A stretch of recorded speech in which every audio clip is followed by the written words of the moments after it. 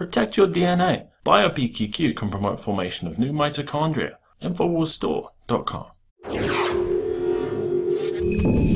Well, the Islamic State conflict has been voted the top news story of 2015. And this is according to the Associated Press's annual poll of U.S. editors and news directors. In second place was the U.S. Supreme Court's ruling that led to the legalization of same-sex marriage in all 50 states.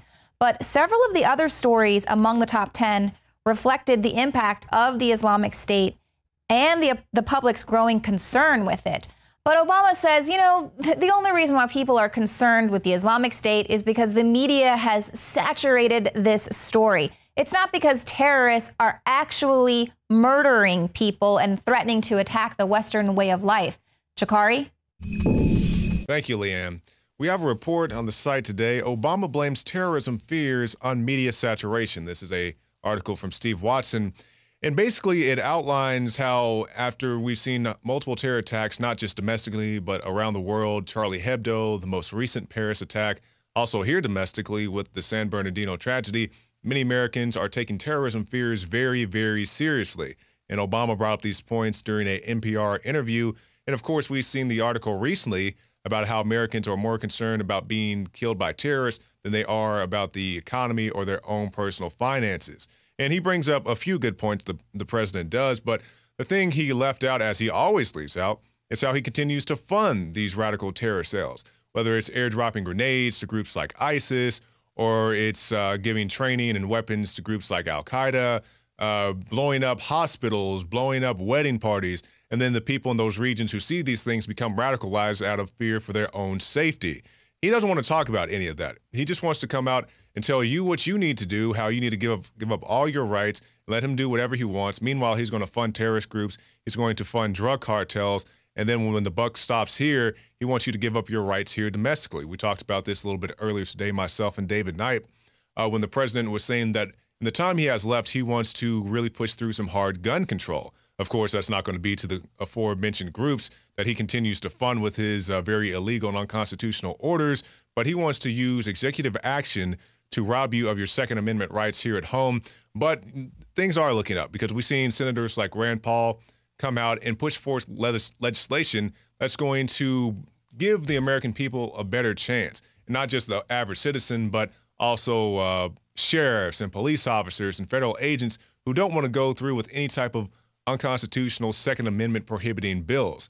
So things are looking up, and we'll have the opportunity to see what happens with that Rand Paul legislation after the Christmas recess. Back to you, Leanne. That's right. It is not radical Islam. It is just a bunch of white guys with guns that are the problem. Just like it's media saturation, it's not the fact that extremists are actually murdering people, threatening jihad against the West. And of course, Obama is clearly not worried because he goes to play golf after every single horrific event. Now, according to a source that spoke to a Norwegian newspaper, hundreds of ISIS jihadists have already slipped into Europe, and they're preparing Paris-style attacks with hundreds more on the way. Now, this source, whose information has previously been proven accurate, told the newspaper that 300 jihadists were trained to carry out massacres in Europe. 28 of them lost their lives in Syria, but 272 have made it into Europe and have been instructed to lay low. Now, the second wave of jihadists number 150, with 112 having already received training in the militant camp in Iraq before traveling to ISIS's stronghold in Syria, where they are waiting to cross into Europe as well. The first wave of terrorists have, according to this source, been completely brainwashed in preparation for martyrdom suicide attacks. Another set has been trained to plan attacks using handguns and suicide belts. Now, we've also pointed out, of course, how numerous jihadists, including some of the terrorists that were involved in the Paris terror attacks, have already exploited the refugee program, sneaking into Europe. But you know what? Don't worry. This is not a problem. As the media is just trying to saturate this story into your minds to frighten everybody. Meanwhile, as we have pointed out numerous times, the media is actually covering up a lot of the stories in order to not create any kind of refugee bias, things like that, because they don't want to actually expose the terror organization's plans to exploit this refugee program in order to infiltrate jihadists into Europe. And of course, Obama doesn't want you to be upset about the fact that hundreds of thousands of refugees are also going to be coming to the United States. You know, it's warm out here today, but guess what? It's a lot hotter in Syria right now. Oh, yeah.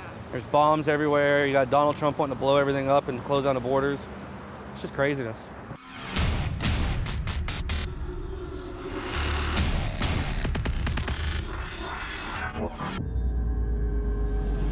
Joe Biggs here with Infowars.com. Now today we've come out to South Congress in Austin, Texas, where we have a petition. Now I am going to be playing liberal, where I represent the American Citizens for Refugee Placement. Now the petition says this is a petition to bring unvetted refugees into the United States in complete and total defiance of Donald Trump. The United States is a beacon of hope for those in other countries, and housing these refugees is quintessentially American. Now on this petition we have right here, it's going to be a name, an email, and a sponsor. Now a sponsor means whether or not you would be willing to take in an unvetted refugee from Syria. Now we already have Donald Trump coming out saying that, hey man, we need to close it down, we need to look into this stuff, we need to find out we can vet these people. The FBI says they don't have the ability to vet them all. We don't have the systems in place on the ground to collect the information to vet. That would be the concern. Yes, I think that's the challenge we're all talking about, is that we can only query against that which we have collected. It takes about 2 years for that whole process to be complete. And in that time, there's a possibility that somebody could exploit that refugee crisis and come in and carry out some kind of terrorist attack. So we're going to see how many Americans out here, how many Austinites think it's a good idea to bring in unvetted refugees.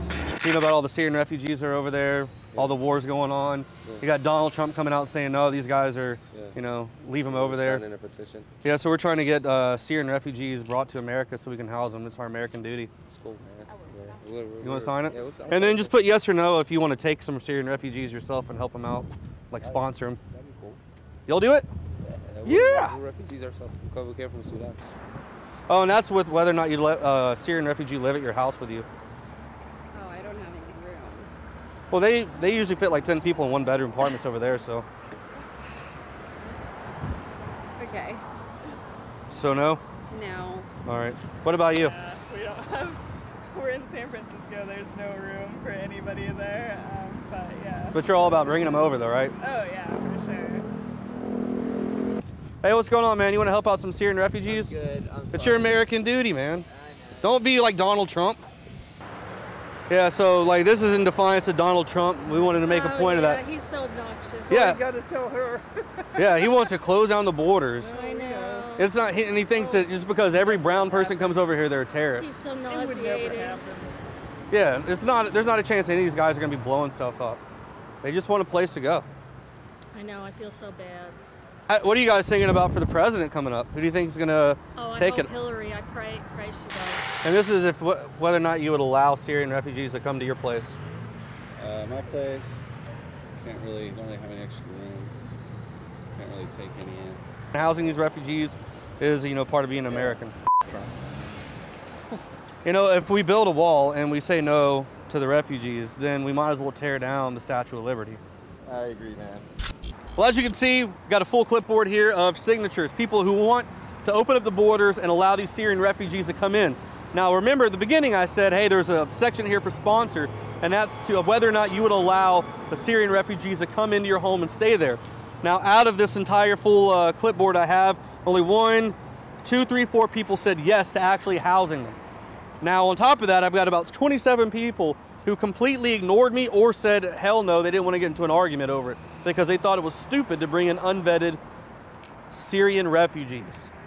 Everybody on here pretty much hated Donald Trump, said he was a bigot, a racist, and pretty much the worst human being in the world. So that's what we're dealing with here in Austin. I think it's a good idea to vet them. I think it's a good idea to close down the borders and find out who it is that's coming into our country before we open up the floodgates and just allow anybody to come in. Tell us what you think in the comments below. Do you think we should open up the borders and let unvetted immigrants come in, or should we have a better, stricter process of vetting them?